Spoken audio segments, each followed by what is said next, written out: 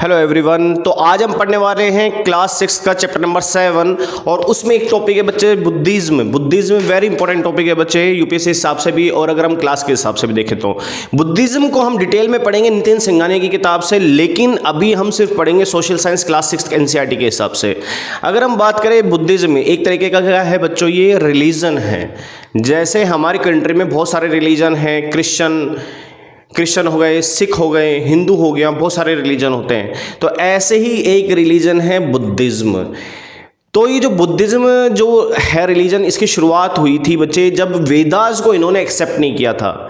जैसे कि मैंने आपको लास्ट क्लास में बताया था कि वेदास के बारे में, जैसे हमारे 4 वेद हैं, ऋग्वेद, अथर्ववेद, सामवेद और यजुर्वेद। तो उनके जो नॉलेज थी उस चीज़ को इन्होंने एक्सेप्ट नहीं किया था, इन्होंने अपना एक कंटेंट दिया था। क्या दिया था वो अपन देखेंगे अभी। तो पहली चीज़ है, यहाँ पर सवाल बनता है कि जो बुद्धिज्म है उन्होंने वेदास की बातों को नहीं माना था। मतलब वेदास में जो लिखा हुआ था उस चीज़ को अपनाने से इन लोगों ने इनकार कर दिया था। दूसरा, आपको ये नाम पता ही है, सिद्धार्थ गौतम। भगवान बुद्ध जिनको हम बोलते हैं, इनका जो रियल नेम है वो क्या है, सिद्धार्थ गौतम। तो बुद्ध नाम क्यों पड़ा वो अभी थोड़ी देर में 5 मिनट के अंदर आपके सामने आने वाला है। तो इनका जो नेम है वो क्या है, सिद्धार्थ गौतम। कहाँ पर इनका जन्म हुआ था? इनका जन्म हुआ था लुम्बिनी के अंदर। लुम्बिनी एक जगह है, कहाँ पर है ये आपको कमेंट सेक्शन में बताना है बच्चों। इसके बारे में आपको क्या तो ऑक्सफोर्ड की एटलस में देख लीजिए या सिंपल गूगल मैप करोगे तो भी आ जाएगा। बाकी ज़्यादा बढ़िया रहेगा ऑक्सफोर्ड एटलस अभी से अपने पास रखें। जहाँ पर कोई भी नाम आ जाए, सपोज कीजिए जयपुर नाम आ गया, तो कोशिश करें उस नाम को ऑक्सफोर्ड एटलस में जाकर के देखें, उसकी लोकेशन देखें, उसके आसपास कौन से स्टेट हैं, ये सब चीज़ें देखिए। मान लो राजस्थान नाम आ गया, कौन कौन से स्टेट से बॉर्डर टच करता है, तो आपको बताना है लुम्बिनी कहाँ पर है, कौन से स्टेट में है, और साथ में ये भी बताना है कि इसके पास में कौन सी रिवर है, ये भी आपको बताना है। Meet aseptic. सिद्धार्थ गौतम जब बहुत ही कम उम्र के थे उसके बाद वो बाहर निकल गए थे सच्चाई की तलाश के अंदर। तो इन्होंने सबसे पहले किन लोगों से मिले, मीट एसेप्टिक। एसेप्टिक उन लोगों को कहा जाता है जो मतलब कि मोह माया से दूर हो जाते हैं, जो एक हायर कॉन्शियसनेस की तलाश में चले जाते हैं, जो सच्चाई को जानना चाहते हैं कि हु एम आई, या वो जानना चाहते हैं कुछ अलग डायमेंशंस की बातें। तो उनसे मुलाकात हुई किनकी, सिद्धार्थ गौतम की। अब सीधी सी बात है, आप जिन भी लोगों से मिलोगे उनका कुछ ना कुछ इफेक्ट तो आपके ऊपर आएगा ही आएगा। जैसे कि अगर आप कहीं बाहर पढ़ाई करते हो और आपकी संगत खराब लोगों की है तो कुछ टाइम बाद आपके अंदर भी आदतें खराब आ जाएंगी। अगर आपकी संगत पढ़ने लिखने वाले बच्चों की, डिसिप्लिन बच्चों की है, तो वैसे ही आप बन जाओगे। तो जैसे ही इन्होंने इन लोगों से मिले उनके मन में कुछ परिवर्तन आने लगा और उसके बाद उन्होंने वो कहाँ चले गए, बोध गया कहाँ पर है ये भी आपको कमेंट सेक्शन में बताना है। और उसके बाद एक वहाँ पर ट्री है, पीपल ट्री, जो अपन सब जानते हैं। तो उसके नीचे बैठ करके एक तरीके से उन्होंने ध्यान लगाया, तपस्या की, वो सब चीज़ किया। तो ये हो गया बहुत ही ब्रीफ इंट्रोडक्शन। तो उन्होंने बताया जब उनको काफ़ी अच्छी नॉलेज हो गई तो उनको समझ में आया कि इंसान का इस दुनिया में परेशान होने के सिर्फ 2 कारण होते हैं। पहला है अविद्या, या जिसको हम बोलते हैं इग्नोरेंस, और दूसरा होता है अटैचमेंट। पहला है अविद्या, मतलब जब किसी इंसान को किसी चीज़ का ज्ञान नहीं होता है तो उसे अविद्या कहते हैं।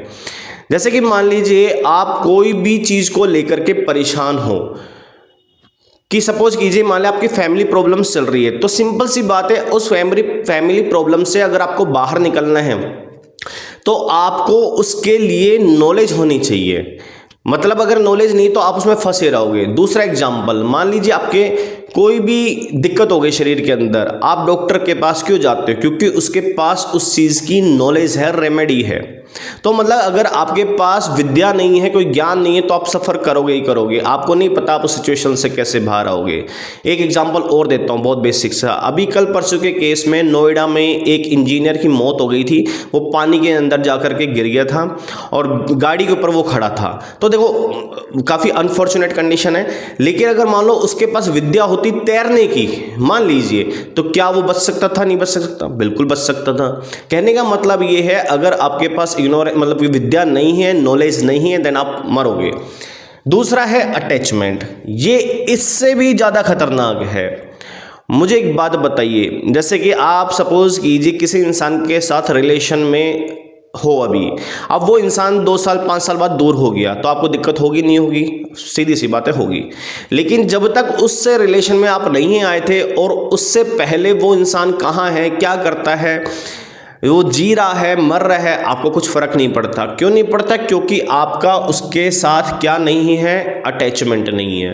कहने का मतलब ये है, इस दुनिया में लोग जो होते हैं डॉग्स को प्यार बहुत करते हैं लेकिन पालना पसंद नहीं करते। कारण क्या है? यही होता है कि भाई ठीक है, प्यार है उनसे, उनको खाने के लिए सामान दे दिया, लेकिन अगर अटैचमेंट एक बार हो गया और वो उसकी मृत्यु तो होनी है एक दिन, तो वो इंसान उसके चक्कर में सदमे तक में भी चले जाते हैं। तो कहने का मतलब ये होता है अटैचमेंट, ये भी एक हर चीज़ों की एक मूल जड़ होती है परेशान होने के लिए। उसके बाद जब इन सब चीज़ों को ज्ञान हो गया, उसे बोला जाता है एनलाइटेंड। एनलाइटेंड का मतलब होता है उस इंसान के अंदर विजडम आ जाना, मतलब कि ये ज्ञान से भी बड़ी चीज़ होती है। नॉलेज एक अलग चीज़ होती है। नॉलेज मतलब किसी चीज़ को देखा, उस डाटा को इंटरप्रेट करके सामने वाले को नरेट कर दिया। But wisdom is different. Wisdom के लिए आपके पास बहुत एक्सपीरियंस होना चाहिए। आपको चीज़ों को मतलब ऐसे समझो, जैसे दूध होता है ना, अब दूध को हम मथते अच्छे से, तब जाके क्या निकलता है? घी निकलता है। तो वो जो घी होता है एक तरीके से विजडम होता है, उसमें बहुत ताकत होती है, वो सालों के एक्सपीरियंस का एक निचोड़ होता है वो, ठीक है। और जब हम भगवान सिद्धार्थ गौतम जी को इतनी नॉलेज हो गई, सब कुछ पता लग गया, तब उनको क्या बोला गया? बुद्धा कहा गया। उन्होंने 2 चीज़ों की शिक्षा दी कि भाई, उन्होंने क्या समझाया? पहली चीज़ है कि अहिंसा, मतलब कि हमेशा नॉन वायलेंस का साथ दो, जो कि गांधी जी भी कहते थे। नॉन वायलेंस मतलब कभी भी हिंसा ना करो किसी की भी चीज़ को लेकर के, कोई इंसान हो, कोई एनिमल हो, है ना, इवन छोटे छोटे चींटी हो, कोई बैक्टीरिया, कोई भी हो, हमेशा नॉन वायलेंस होना चाहिए, अहिंसा। जैसे आप अहिंसा परमो धर्म, ये आपने सुना भी होगा। क्योंकि वायलेंस से, हिंसा करने से सिर्फ एक का नुकसान नहीं होता, दोनों का नुकसान होता है। नॉन वायलेंस जो होती है, अहिंसा जो होती है, वो लॉन्ग टर्म के लिए बहुत बढ़िया होता है। तीसरा है इनर डिसिप्लिन, कि ऐसे नहीं हो कि आप बाहर की जो भी मंत्र को, मन को मुग्ध कर देने वाली चीज़ें होती है, आप उनके पीछे पागल हो जाओ। आपके अंदर इनर डिसिप्लिन होना चाहिए। आप क्या खाते हो, क्या पीते हो, कब सोते हो, आप अपने पूरे दिन के रूटीन को कैसे मैनेज करते हो, that is the inner discipline, ये होना चाहिए। तो ये उन्होंने बताया कि ये कोई भी, ये तो एक स्टूडेंट के लिए भी बहुत अच्छा है। अगर कोई स्टूडेंट बाहर रह के पढ़ाई कर रहा है, अगर उसके अंदर बहुत हिंसक प्रकृति का है वो, तो उसका पढ़ाई में मन लग ही नहीं सकता और हर दूसरे इंसान से दुश्मनी करेगा। और साथ में उसके पास होना चाहिए इनर डिसिप्लिन, कि भाई वो कब क्लास अटेंड करेगा, कब जाएगा, कैसे खाएगा पिएगा, रहेगा सोएगा, रूटीन कैसा रहेगा, वो बहुत मैटर करता है उसके लिए भी। लास्ट कि बुद्धा जी जो है, उन्होंने एक चीज़ की स्थापना की थी, दैट इज संघ। संघ अपन जानते हैं, बोलते हैं नॉर्मल की भाई, जैसे लिखा भी आता है कि कोई भी संघ मतलब ग्रुप ऑफ पीपल, खूब सारे लोगों का एक ग्रुप हो गया। तो इस संघ में कौन लोग थे? Community of bhikshus and monks. Bhikshus वो होते हैं, मॉन्क्स वो आपको पता ही है, जो मतलब कि मोह माया से दूर हो जाते हैं और सिर्फ कुछ मांग कर जो खाना मिल जाए उससे अपना वो काम चलाते हैं, है ना। उनका पूरा बस वही चीज़ हो जाता है। वो जो डोमेस्टिक लाइफ होती है डेली की, उसमें वो इन्वॉल्व नहीं होते हैं, वो भिक्षुज हो जाते हैं। तो इनका जो संघ था, इनके लोगों का जो ग्रुप था, इसको मिला के क्या बनाया था उन्होंने? संघ की स्थापना करी थी। तो आज की क्लास में इतना ही। आप टेंशन मत लीजिए, बुद्धिज्म टॉपिक बहुत बड़ा है।